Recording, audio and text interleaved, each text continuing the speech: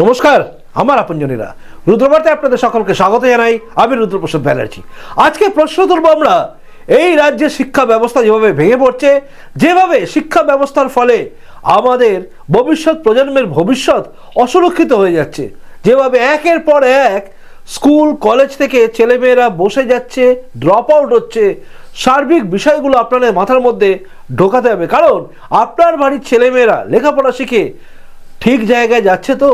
আপনার বাড়ির ছেলে মেয়েদের ভবিষ্যৎ সুরক্ষিত হচ্ছে কি? এই প্রশ্নগুলো উঠছে এই রাজ্যে মমতা বন্দ্যোপাধ্যায় সরকারের মধ্যে থেকে।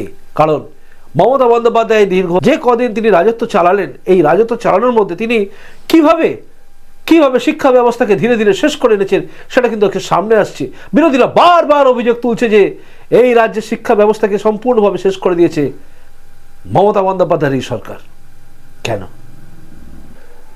আজকে যখন আমরা চুলচেরার বিশ্লেষণ করতে বসবো তখন দেখতে পাবো সামনে আসবে সেটা হচ্ছে বারবার এই সরকারের সিদ্ধান্ত বদল করা, প্রশাসনিক দুর্বলতা এবং রাজনৈতিক প্রভাব এই রাজ্যের শিক্ষা ব্যবস্থাকে কার্যত পঙ্গু করে দিয়েছে, যার খেসারত আজকে বাংলার বুকে ছাত্রছাত্রীদের দিতে হচ্ছে। শুধুমাত্র জামা দিচ্ছি, কাপড় দিচ্ছি এই বলে মমতা বন্দ্যোপাধ্যায় কার্যত শিক্ষা ব্যবস্থাটাকে যেন কোথায় শেষ করে নিয়ে এসছেন, এই প্রশ্ন কিন্তু আর এই অভিযোগ কিন্তু বারবার উঠছে। উচ্চ মাধ্যমিক পরীক্ষায় অঙ্কের পরীক্ষাতে একটা অদ্ভুত জিনিস হচ্ছে যেটা সবার নজর কেড়ে নিয়েছে। সেটা কি বলুন তো? সেটা হচ্ছে অঙ্কের পরীক্ষায় একটা সিলেবাসের বাইরে প্রশ্ন এসেছিল, আপনারা জানেন, এবং সেই প্রশ্নের উত্তর দিতে না পারার জন্য অনেকেই হচ্ছে এই উত্তরটা দেবো কি করে, কিন্তু যারা যারা চেষ্টা করেছে তাদেরকে পূর্ণ নম্বর দেওয়া হয়েছে। কল্পনা করতে পারছেন? এটা কল্পনা করতে পারছেন আপনি? সিলেবাসের বাইরে থেকে প্রশ্ন এসছে কেন, সেটাকে ধামাচাপা দেওয়ার জন্য নম্বরটাকে বাড়িয়ে দেওয়া হলো। 40 নম্বরের পরীক্ষা, সেখানে 12 নম্বর পেলেই পাস, 10 নম্বর দিয়ে দেওয়া হলো ওই অঙ্ক যারা অ্যাটেম্প্ট করেছেন, মানে যারা একটু লিখেছে, অঙ্কটা করতে গিয়ে একটু বুলিয়ে ফেলেছে, তাকেই 10 নম্বর দিয়ে দাও। আচ্ছা, এটা কি কার্যত ভালো করা হচ্ছে না? শিক্ষা ব্যবস্থাতে কুঠারাঘাত করা হচ্ছে, এটা ভাবুন তো আপনি। কারণ মেধা কোথায় থাকছে? আসলে মেধাগুলোকে শেষ করে দেওয়ার চেষ্টা করছে কিন্তু এই রাজ্যের তৃণমূল সরকার, যেটা বারবার অভিযোগ করছে। এই যে সিদ্ধান্ত নেওয়া হয়েছিল যে 10 নম্বর দিয়ে দাও, এটা কার্যত West Bengal council of higher secondary এডুকেশনের ব্যর্থতা বলে অনেকেই বলছেন। কারণ এটা তাদের ব্যর্থতাকে তারা কি করেছেন, কায়দা করে ঘুরিয়ে দিয়েছেন। কায়দা করে ঘুরিয়ে দিয়ে বলেছেন সিলেবাসের বাইরে থেকে প্রশ্ন এনেই কার্যত ভুল করেছেন, কিন্তু সেটাকে ধামাচাপা দেওয়ার জন্য 10 নম্বর দিয়ে দেওয়া হলো। যারাই অ্যাটেম্প্ট করবে তার 10 নম্বর। আর এখানেই সবচেয়ে বড় প্রশ্ন ওঠে, সেটা হচ্ছে এইভাবে যদি নম্বর দিয়ে দেওয়া হয় তাহলে যাদের প্রকৃত দক্ষতা আছে তারা কোথায় যাবে? মেধা যাদের আছে, যারা অঙ্কগুলো ভালো নম্বর পেত, তারা কোথায় যাবে? অর্থাৎ কোথায় নিয়ে যাচ্ছেন এই বাংলাকে মমতা বন্দ্যোপাধ্যায়ের সরকার, সেটা নিয়ে প্রশ্ন উঠছে। কিন্তু নো ডিটেনশন পলিসি, যে পলিসিটার উপর ভর করে এই রাজ্যে যে পরীক্ষাগুলো হয়েছে, মানে ক্লাস 8 অবধি কোথাও আটকে রাখা যাবে না। পাস করুক বা ফেল করুক, তাকে তুলে দেওয়া হবে অন্য উঁচু ক্লাসে। আর এটা করতে গিয়ে কার্যত কিন্তু গাড্ডায় চলে গেছে পুরো ছাত্রছাত্রীদের ভবিষ্যৎ। কারণ তারা জানে যাই লিখি যাই করি আমার এই ক্লাসে থাকবো না, উপর ক্লাসে উঠে যাব।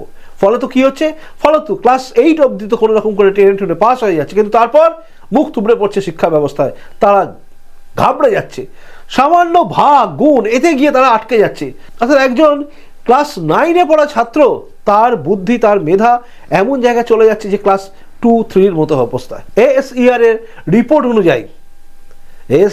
অনুযায়ী নবম শ্রেণীর ছাত্রছাত্রীরা দ্বিতীয় শ্রেণীর বই পড়ার জায়গায় তারা থাকে না।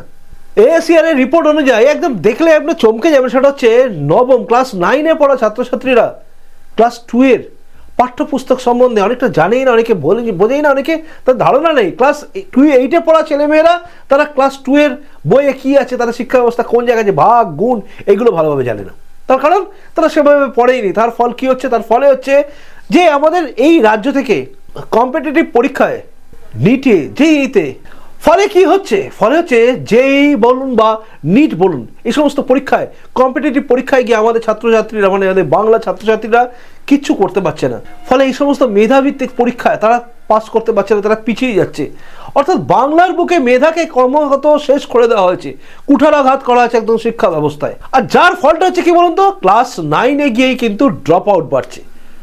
চমকে যাওয়ার মতো রিপোর্ট রয়েছে কিন্তু, সেটা হচ্ছে ক্লাস 9-এ সবচেয়ে বেশি ছাত্রছাত্রী এই রাজ্য থেকে চলে যায়, ড্রপ আউট করে। কারণ কি জানেন? কারণ হচ্ছে এই যে নো ডিটেনশন পলিসি যেটা চলছে সেই পলিসির মধ্যে ভর করে আজকে এই অবস্থা। কারণ ওই যে প্রথম থেকে তুলে দেওয়া হচ্ছে তাদের তো সেইভাবে ব্রেন তৈরি হচ্ছে না। তারা যখন ক্লাস 9-এ উঠছে তখন বুঝতে পারছে সামনে কি, আর তো তাদের তুলে দেওয়া হবে না, এবার তাদের পরীক্ষা দিয়ে পাস করতে হবে। আর সেখানে গিয়ে তারা হচ্ছে আটকে যাচ্ছে, কারণ তারা সেভাবে তৈরি হয়নি, তাদের ভিতটাকেই নড়বড়ে করে দেওয়া হয়েছে। তো নড়বড়ে ভিত নিয়ে তারা গিয়ে উঠতে পারছে না, লড়তে পারছে না। সেখানে গিয়ে ক্লাস 9-এ গিয়ে তারা হতাশ হয়ে গিয়ে স্কুল ছেড়ে চলে যাচ্ছে। আর ক্লাস 10 সেখানে নাকি সবচেয়ে বেশি, যে রিপোর্ট পাওয়া যাচ্ছে সেই রিপোর্ট অনুযায়ী ক্লাস 10-এ সবচেয়ে বেশি ছাত্রছাত্রী আমাদের রাজ্য থেকে নাকি বেরিয়ে যাচ্ছে, মানে ড্রপ আউট হয়ে যাচ্ছে।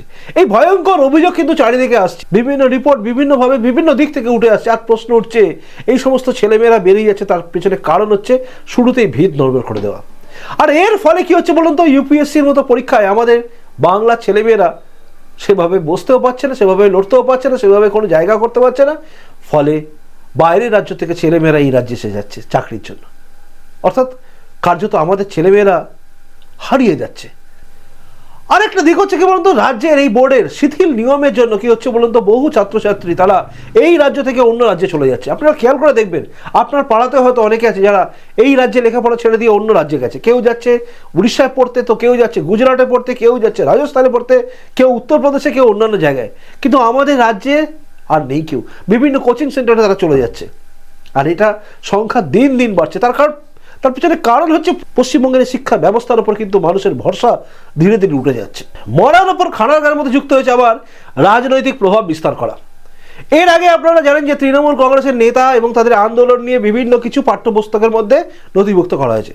সম্প্রতি যে বিতর্ক আছে সেটা হচ্ছে অষ্টম শ্রেণীর বইতে সমরেশ বসুর লেখা আদাব বলে একটা গল্পকে ঢুকিয়ে দেওয়া, যেখানে এমন কিছু কিছু শব্দ আছে যে শব্দগুলো কার্যত আমরা বাচ্চাদের বলতেই দিই না, আর ক্লাস 8-এর ছেলেরা তারা এইসবগুলো শিখবে।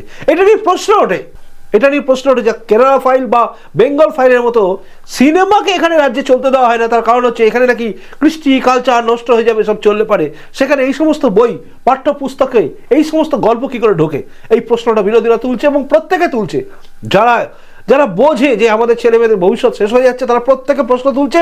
আর প্রশ্নের আঙুল প্রত্যেকটা যাচ্ছে কিন্তু মমতা ব্যানার্জির এই সরকারের দিকে। 2011 থেকে ক্ষমতায় আসার পরে এই সরকার যে চলছে, এই সরকার যেভাবে শিক্ষা ব্যবস্থার মধ্যে কুঠারাঘাত এনেছে, যেভাবে শিক্ষা ব্যবস্থা ভেঙে পড়েছে, যেভাবে শিক্ষা ব্যবস্থায় ড্রপ আউট হচ্ছে, যেভাবে শিক্ষা ব্যবস্থা আজকে কি বলবো কম্পিটিটিভ পরীক্ষায় আমাদের বাংলা ছেলেমেয়েরা বসতে পারছে না, লড়তে পারছে না, জিততে পারছে না, সেই জায়গায় দাঁড়িয়ে কি এই যুবসাথী প্রকল্পকে নিয়ে আসা হয়েছে? এই প্রশ্ন উঠছে, কারণ যুব সমাজকে সবচেয়ে বড় ভাওতা দেওয়া হচ্ছে। একজন ছেলে 20 বছর বা 21 বছরের ছেলে 40 বছর অবধি বেকার ভাতা পাবে। ভাতাটা কি? যুবসাথী, যুবশ্রী, যুবসাথী এই প্রকল্প অর্থাৎ ভাতা দেওয়া হচ্ছে তাদের চাকরির ব্যবস্থা না করে, অর্থাৎ পঙ্গু করে দেওয়া হচ্ছে। এক তো তাদের শিক্ষার জায়গাটা এমন করে দিয়েছে, কম্পিটিটিভ পরীক্ষায় তারা বসে পাস করে চাকরি অর্জন করবে, বিভিন্ন জায়গায় যাবে, সেই জায়গা থাকছে না। যেটুকু বেঁচে খুঁজে ছিল সেটাকেও শেষ করে দিচ্ছে এই সমস্ত যুবসাথী দিয়ে। এবং বলছে, এক নেতা তো দেখলাম বলেই ফেললো যে গুটকা ফুটকা খাওয়ার পয়সা দিয়ে দিচ্ছে। ভাবুন আপনি, 50 টাকা করে প্রত্যেক দিন পাবে, এই হিসাব করে 50 টাকা প্রত্যেক দিন দৈনিক হিসাব করে 1500 টাকা দেওয়া হচ্ছে একটা ছেলেকে। যে ছেলেটা আজকে যদি শিক্ষিত, ভালো জায়গায় যেতে পারতো, ভালো জায়গায় যদি মেধা ঠিক থাকতো, এবং এই রাজ্যে যদি শিল্প কারখানা সব ঠিকঠাক থাকতো, এই রাজ্যে যদি পরীক্ষা দেওয়ার জায়গা থাকতো, এসএসসি পিএসসি যদি ঠিকভাবে চলতো, তাহলে তারা টিচার হতে পারতো বা অন্য কোনো জায়গায় কাজ করতে পারতো। কিন্তু লবডঙ্কা এই রাজ্যের শিক্ষা ব্যবস্থা এমন জায়গায় করে দেওয়া হচ্ছে, যার ফলে তাদের ভবিষ্যৎটা শেষ হয়ে যাচ্ছে। আর শেষ হয়ে যাওয়া ভবিষ্যৎকে সামনে দিয়ে দেওয়া হচ্ছে, গাজরের মতো ঝুলিয়ে দেওয়া হচ্ছে যুবসাথী প্রকল্প। মানে 1500 টাকা নিন আর ভুলে যান। সত্যি কি বাংলার বুকে মানুষ ভুলে যাবে? বাংলা কি চাইবে তাদের ভবিষ্যৎ প্রজন্ম এভাবেই শেষ হতে থাকুক? এই সমস্ত কিছু উত্তর পাওয়া যাবে 2026-এর নির্বাচনের দিন। অর্থাৎ আপনি যেদিন ভোট দিতে যাবেন, ভাববেন একবার আপনার বাড়ি ছোট ছোট ছেলেমেয়েরা যারা 6, 7, 8 বা 9, 10-এ পড়ছে, তাদের ভবিষ্যতের কথা ভাববেন আপনি। কারণ আপনার ছেলেমেয়েদের ভবিষ্যতের কথা আপনাকে ভাবতে হবে। তাই সেদিনই ভাবুন যেদিন ভোট দিতে যাবেন, এখন থেকে মন তৈরি করুন কাকে ভোট দেবেন। এই সরকার থাকলে শিক্ষা ব্যবস্থাকে এইভাবেই শেষ করবে ধীরে ধীরে, এবং তারপর আপনাকে ভাতার মধ্যে নিয়ে যাবে। যে হয় আপনার ছেলেমেয়েরা ভাতা পাবে, অর্থাৎ যুবসাথী বা যুবশ্রী, বা তখন মানে ভোটের আগে আবার হয়তো নাম চেঞ্জ করবে, সেই দিকে যাবে, নাকি ছেলে মেয়েদের ভবিষ্যৎ ঠিক করার জন্য বদলে দেবেন এই সরকারকে। চিন্তা ভাবনা আপনার, উত্তর অপেক্ষায় আমি রইলাম। আপনারা প্রত্যেকে উত্তর লিখুন, কমেন্টসগুলো দেখবো আমি, এবং তারপর ডিসিশন নেবো আমি যে বাংলার বুকে মানুষ কিভাবে। প্রতিবেদনটা ভালো লাগলে লাইক করবেন এবং শেয়ারও করবেন। খুব ভালো থাকুন, দেখা হচ্ছে এর পরের রুদ্রবার্তাতেই। নমস্কার, বন্দে মাতরম, ভারত মাতা জয় হোক, জয় হিন্দ।